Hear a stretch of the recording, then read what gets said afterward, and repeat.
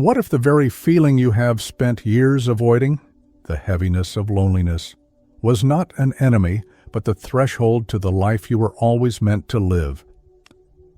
For many women, especially those who have poured decades into caring for others, the sudden arrival of silence can feel like a punishment.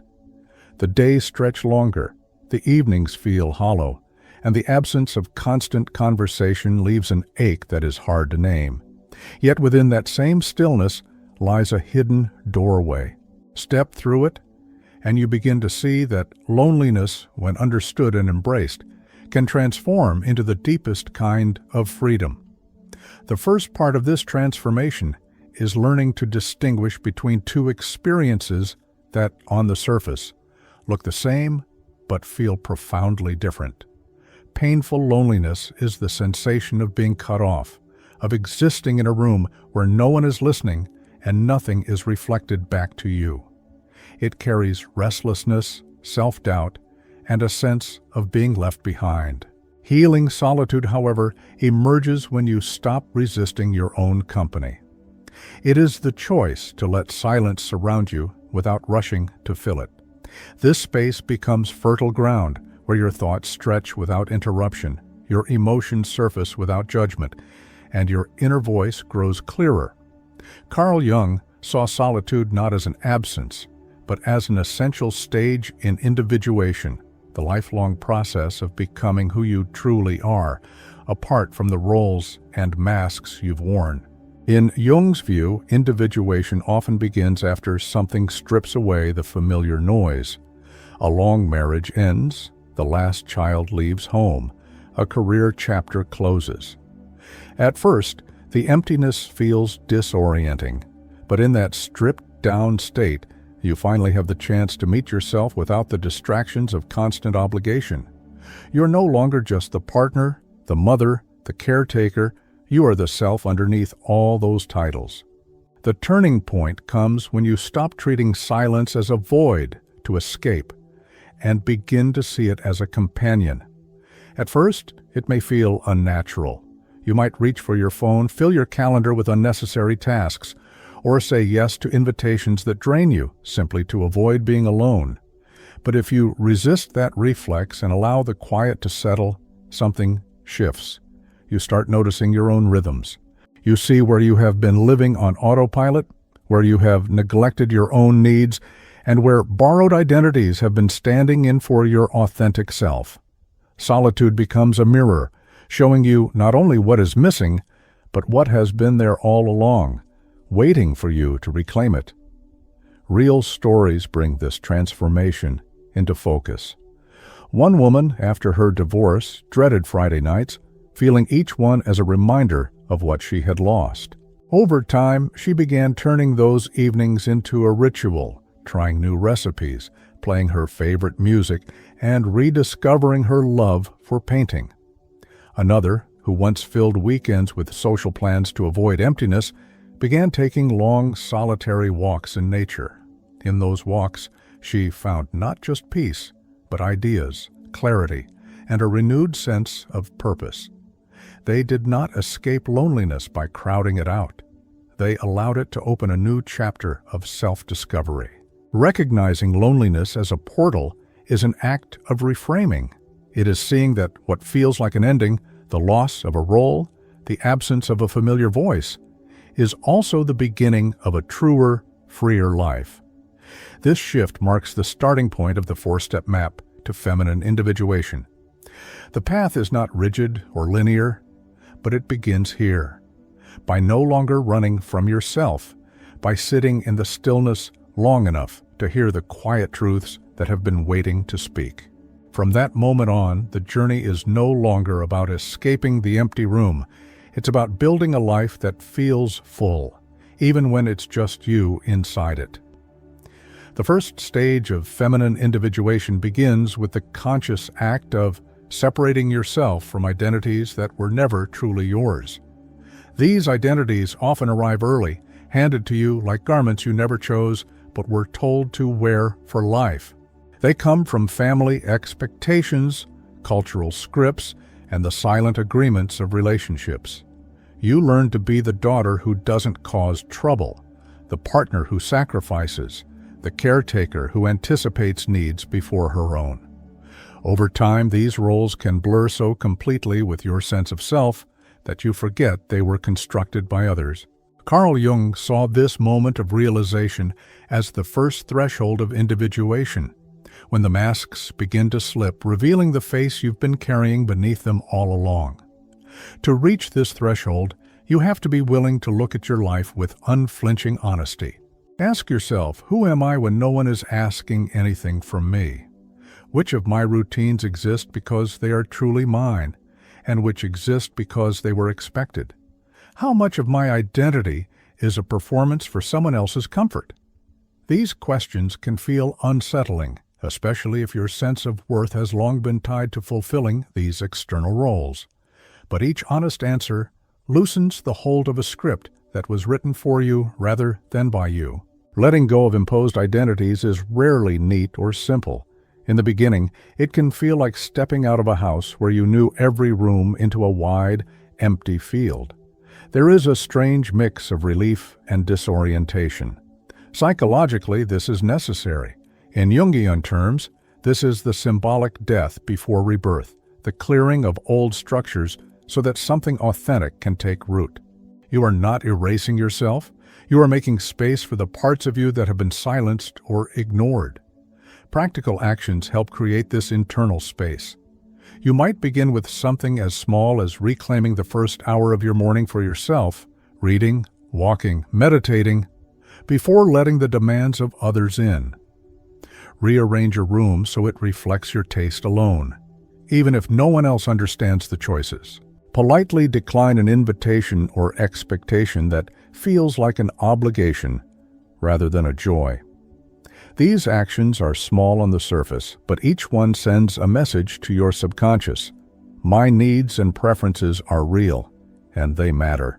This stage also calls on the archetype of the heroine, a figure who leaves the familiar world not out of bitterness, but because her inner voice insists there is more to be discovered. In myths, the heroine's journey is rarely straightforward. She encounters challenges that test her resolve and reveal her strength. Likewise, stepping away from imposed identities is not about abandoning your past, but about walking toward a truer version of yourself, one that is self-authored and self-possessed. The discomfort you may feel during this process is not a sign you're on the wrong path. It is evidence that something is shifting. Old narratives crack and fall away, making space for a quieter, steadier truth to emerge. This is the ground on which the rest of your individuation will stand, a foundation built not from the weight of expectation, but from the solid knowledge of who you are without the costumes you were given. The second stage of feminine individuation is about rebuilding self-esteem from the inside out. This is the moment when the empty spaces left behind after shedding imposed identities are not filled with someone else's approval, but with your own recognition of value. For many women, self-worth has been tied to how much they give, how well they please, or how tirelessly they show up for others. When these measures are removed, the question becomes, who am I when I am no longer defined by the service I provide? Jung's work reminds us that individuation requires integration, bringing the shadow and the light together, so you can see yourself as whole, not in fragments of worthy and unworthy. This rebuilding starts in the smallest acts. A woman might choose to prepare a beautiful meal for herself, not to impress or care for someone else, but because she enjoys the ritual. She might set aside 10 minutes each morning to write down what she values about her own character, rather than what she accomplishes for others. These habits send quiet but powerful signals to the psyche. My worth exists, whether or not it is recognized externally. Over time, they form an inner scaffolding that holds steady even when external validation is absent. One of the most effective ways to anchor self-esteem is through personal rituals. A ritual can be as simple as lighting a candle before journaling, taking a long walk at the same time each day, or starting the morning with a song that inspires strength. These moments create rhythm and continuity, which psychologically reinforce stability. In Jungian terms, they function as symbolic containers, safe, repeated spaces, where your authentic self can emerge and be nurtured. This stage also involves learning to integrate the parts of yourself you have been taught to hide. Jung referred to these hidden aspects as the shadow. For many women, the shadow contains not only pain and insecurity, but also strength, ambition, sensuality, and independence, qualities that may have been discouraged in the roles they once played. Bringing the shadow into the light means acknowledging these traits without judgment. For example, admitting that you need rest is not laziness, it is self-respect. Recognizing your desire for solitude is not selfishness, it is honoring your inner rhythm. This integration allows you to see yourself as complete, removing the constant need to seek completion from outside. Daily habits can make this transformation tangible. Keep a small notebook where you record moments you felt proud of your choices, even if no one else noticed them. Wear something that makes you feel confident without wondering if it pleases anyone else. Choose to end conversations that leave you feeling diminished. Each of these actions affirms that your self-worth is yours to define and protect. As this inner structure grows, you begin to notice a shift in how you move through the world. Your confidence is less reactive to the opinions of others. Praise is welcome, but not necessary. Criticism may still sting, but it no longer dictates your sense of identity. You stop trying to prove your value because you know it is already established. This change is not loud or showy. It is steady, like a deep current beneath calm water. Rebuilding self-esteem from within is not the end of the journey, but it is the point where your reflection starts to feel familiar again. You recognize the woman looking back at you, not as the version others shaped, but as the one you are shaping for yourself.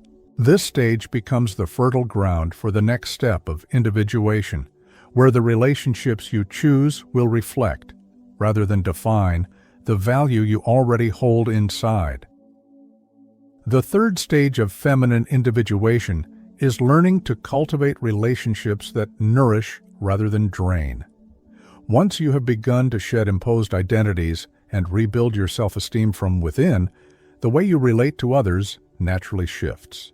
You begin to see that not every connection deserves your time, energy, or emotional availability. Carl Jung often described relationships as mirrors, each one reflecting back aspects of our inner life. In this stage, the task is to choose mirrors that reflect truth, respect, and mutual care, instead of distortion or depletion. The first step is to evaluate your connections honestly. Ask yourself, does this relationship leave me feeling expanded or diminished? Do I feel heard, valued, and respected, or do I walk away doubting myself? Relationships that repeatedly chip away at your confidence are not neutral. They are actively undermining the inner foundation you have been building. This recognition can be uncomfortable because it may involve confronting dynamics you have tolerated for years. But seeing the truth is a form of protection, and it opens the door to healthier exchanges. Boundaries become essential tools here. A boundary is not an act of aggression. It is a clear and compassionate way of defining what is acceptable and what is not. You might limit time spent with people who dismiss your feelings, refuse conversations that repeatedly cross into disrespect, or set expectations for mutual effort in a friendship. Boundaries act as filters, allowing love, respect, and reciprocity to flow in while keeping out behaviors that erode your well-being. They are not meant to isolate you. They are meant to protect the environment where your authentic self can thrive. Equally important is remaining open to connection. Self-protection does not require shutting everyone out. The goal is to create a circle where your presence is valued and your voice is welcomed. This could mean deepening bonds with friends who share your values, seeking out communities that support your growth, or building professional collaborations where your contributions are respected. Healthy relationships expand your inner world instead of shrinking it. They encourage you to be more of yourself, not less. Recognizing patterns is another vital piece of this stage. You may find yourself drawn to familiar but unhealthy dynamics, relationships where you overgive, avoid conflict at all costs, or feel responsible for fixing others. These are echoes of older stories, and they reveal where you may still be negotiating your worth. Bringing these patterns into awareness allows you to choose differently, aligning with people who appreciate you for who you are, not for what you provide or sacrifice. When you begin to surround yourself with nourishing connections, your emotional energy changes. Conversations leave you inspired rather than depleted. Disagreements become opportunities to strengthen understanding, not battles to win or lose. You feel both safe and free, safe to express your feelings without fear of judgment, and free to be your authentic self without performance. Jung would describe this as a state where the feminine energy is able to flourish, because it is rooted in mutual respect and trust. This stage is not only about who you let in, but also about how you show up. You start to offer the same qualities you seek: respect, honesty, reciprocity, without losing yourself in the process. You bring your full individuated self into your connections, and you no longer trim away your needs or opinions to maintain harmony. By doing so, you create bonds that support your journey, reflect your growth, and allow you to stand fully in your own light. These relationships prove that love, friendship, and community can exist without demanding the sacrifice of your identity. They are not cages, but shared spaces where both individuals are free to grow. The fourth stage of feminine individuation is living freedom as a permanent state, not just a temporary phase between relationships or life chapters. By the time you arrive here, solitude no longer feels like a gap to be filled. It has become a source of strength, clarity, and inspiration. You have moved from enduring time alone to embracing it, and from embracing it to needing it as part of your balance. This is where autonomy stops being a defensive shield and becomes a natural way of existing in the world. Transforming solitude into a wellspring of inspiration begins with seeing it as active rather than passive.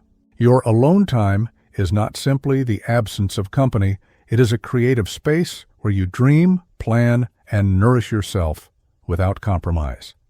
It might mean mornings spent writing in a journal with no interruptions, afternoons dedicated to learning a new skill, or quiet evenings where you reflect on the direction of your life. In Jungian terms, this is the stage where individuation has deepened enough that your relationship with yourself feels as vital and engaging as any relationship with another person. Your autonomy now acts as a natural filter for future relationships. Because you're anchored in your own life, you no longer accept connections that require you to shrink, compromise your values, or sacrifice your peace. You recognize that a partner should complement your life, not consume it. The same applies to friendships, work partnerships, and community ties. You choose spaces and people that honor the life you have built, rather than demand you abandon it. This filtering happens quietly. You no longer debate whether you should keep a relationship that drains you. The answer is already clear because your standard for mutual respect and nourishment is non-negotiable. Purpose becomes a central pillar in maintaining this internal freedom. When your life is directed by meaning, whether through creative work, service, learning, or personal goals, you are less susceptible to losing yourself in someone else's story. Purpose gives shape to your days and seasons to your years. It turns solitude into fertile ground where ideas grow and where your energy is channeled into what truly matters to you. In Jung's view, this alignment between inner calling and outer life is a sign of individuation fully in motion, a harmony between your conscious choices and the deeper patterns of your psyche. Examples of women who have reached this stage are not defined by the absence of relationships, but by the presence of wholeness. One woman, after years of defining herself through her marriage, found joy in building a small business that reflected her creativity. She did not reject companionship, she simply no longer needed it to feel complete. Another chose to live part of the year abroad, immersing herself in new cultures, knowing that her home base, both literal and emotional, was within herself. Their stories illustrate that freedom is not about isolation. It is about the ability to choose connections from a place of fullness rather than fear. Living freedom as a permanent state does not mean you will never feel lonely or uncertain. It means you trust yourself enough to navigate those moments without abandoning your core. You have learned to move through silence without panic, to meet change without collapsing into old patterns, and to welcome love without sacrificing the identity you have fought to reclaim. This is the culmination of the 4 steps, not a finish line, but a way of living where your relationship with yourself remains the constant center. In this space, your life is no longer defined by who stays or who leaves. It is defined by the depth of your own roots, the expansiveness of your vision, and the quiet certainty that you are already whole. From here, love, friendship, and purpose are not escapes from solitude. They are the natural extensions of a life that is already complete.